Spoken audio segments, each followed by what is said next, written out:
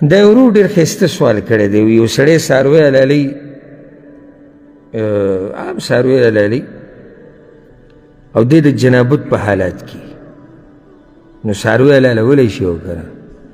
ځکه زه د دې بعضو ملګرو دا سوال دلالت کوي د دې ملګري په پوهه باندې، او دا چېرې د دین سره سوچ او فکر دی. دا اوس ښایسته قیمتي سوال. یو سړی جنابت په حالت کې دی څاروی حلالولی شي او که نه؟ الجواب، ګوره د جنابت په حالات کې د بعضو علماو د رای مطابق، هغه مشهوره رای ده چې یو سړی د جنابت په حالت کې دی قرآن نشي ویلی، فقط دی نه دي ویلي چې دی الله نشي یادولی، یعنی ذکر د منه نه راغلی.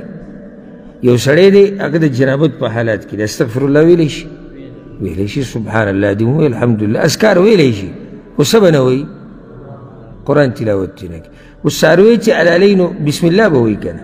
او هغه جنابت په حالات کې ویلی شي که نه شي؟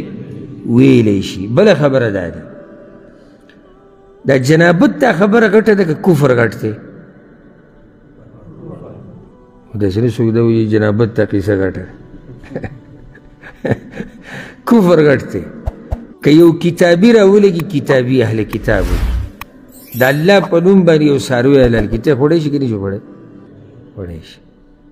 نو چې کتابي کافر د الله په نوم څاروی حلال کړي ته خوړی شي، د مسلمان د جنابت په حالت کې ده کوم غټ کفر کړی؟ مسلمان دی. نو بلکې امام ابن المنذر رحمه الله خو دا خبره ذکر کړې ده، ما ته داسې عالم نه دی معلوم چې هغه دا خبره کړي. نو دغه شان د جنوب انسان چې جنابت په حالات کې د ده ذبیحه څه ده؟ هغه برابر ده. والله اعلم. دا ورو سوال کړی دی چې یو ماشوم چې